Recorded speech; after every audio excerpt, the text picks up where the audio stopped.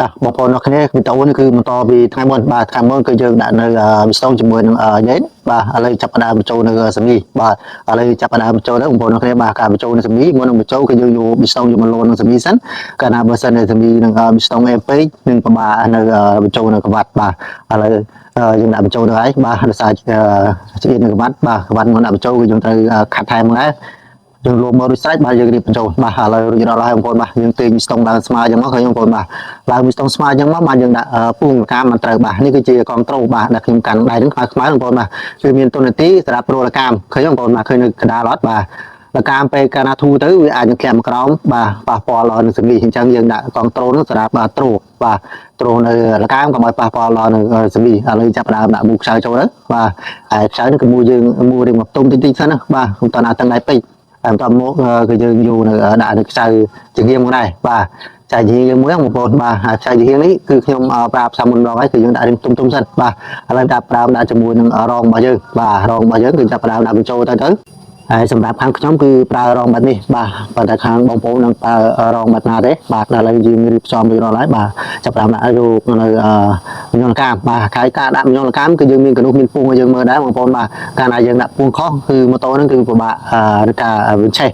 បាទអញ្ចឹងគឺយើងដាក់មញលកាមមុនគឺស្រួលបាទបើពួកម៉ូតូDream 03គឺយើងដាក់លកាមក្រោយបាទមញលកាមក្រោយបងប្អូនបាទឥឡូវចាប់ដើមដាក់បញ្ចូលទៅជាមួយនឹងក្លាស់របស់យើង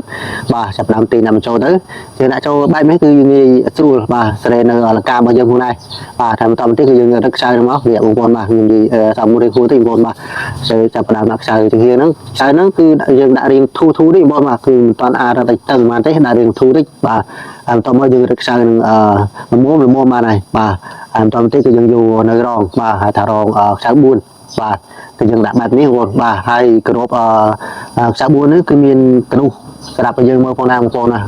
ក្របបងប្អូនបាទមិនរងណាក្របខ្ញុំមើលខ្ញុំដាក់រងនេះរួចហើយជាមួយខ្ញុំយកក្របឲ្យមើលបាទនេះឃើញបងប្អូនបាទក្របនេះគឺមានពុំគឺមានសញ្ញាព្រួយសម្រាប់ឲ្យយើងមើលផងដែរបាទកាលណាមានសញ្ញាព្រួយគឺយើងដាក់ចំក្រោមបាទដាក់នៅខាងលើវារៀងទៅបន្តិចបងប្អូនមករីកៀបបាទហើយចំណែករងនេះ4សន្លឹងនេះគឺមានរងមួយរងស្ពាន់បាទរងស្ពាន់ហ្នឹងដាក់កន្លែងខ្សៅហៅថាខ្សៅបួនព្រេងបាទចរងខ្សៅបួនព្រេងបាទឥឡូវយើងផ្ដើមដាក់ទៅហើយក្រៅពីនោះមកយើងដាក់ធម្មតាមកបាទខុសតែរងសន្លឹងទេមានពណ៌ថាពណ៌ស្ពាន់ហ្នឹងបងប្អូនបាទហើយចាប់ដើមយើងរឹតខ្សៅហើយការរឹតខ្សៅកន្លះខ្សៅ4នេះគឺយើងរឹតខ្វែងគ្នាបងប្អូនបាទគឺយើងរឹតខ្វែងគ្នាការពារដើម្បីកុំឲ្យអ្វីកុំដើម្បីកុំឲ្យជ្រាបព្រៃបាទគឺយើងដាក់ចូលខ្វែងគ្នាអញ្ចឹងបងប្អូនបាទខ្វែងគ្នាអញ្ចឹងមកគឺរងចូលទៅរឹតខ្សៅចូលទៅគឺស្មើគ្នាបាទខាងបច្ចេកទេសគេធ្វើបែបនេះបងប្អូនបាទបាទគឺយើងរឹតខ្វែងគ្នាបែបនេះហើយបាទហើយបន្តរួចរាល់ហើយគឺយើងរឹតតែរៀងតឹងតិចអាកន្លែងជាងមិញបងប្អូនបាទគឺយើងរឹតតែរៀងតឹងហើយកន្លែងហ្នឹងបាទតែពីខ្សៅកងត្រូលខ្សៅជាង2ហ្នឹងគឺរឹតតែរៀងតឹងហើយធូរបានឯពេលហ្នឹងគឺយើងត្រូវការយកមកតឹងអេមតឹងដៃហើយបាទហើយបន្តមកទៀតគឺយើងសេរីបាទបន្ថែមបច្ចៈបន្តិចខ្លាយវាធូរកាលណាធូរវាអាចនឹងមានបញ្ហាបាទនេះគឺជាពួងលកាមបាទតង់ដែលយើងត្រូវចង់បានបាទគឺចំចំណុច0ចំចំណុចកណ្ដាលកាលណាយើងដាក់តង់ខុសម៉ូតូនេះគឺមានការពិបាកម៉ាស៊ីនហើយមូរ៉ាទៅក៏មិនអាចនឹងស្មូតបានដែរគឺរៀងថប់បងប្អូនបាទអញ្ចឹងយើងចាប់ដើមរឹតតែកន្លែងញលកាមរៀងតឹងដែរបងប្អូនបាទកាលណាធូរអាចនឹងរបូតតែរបូតហើយគឺនឹងមានបញ្ហាវាឆ្ងាយបងប្អូនបាទហើយក៏រួប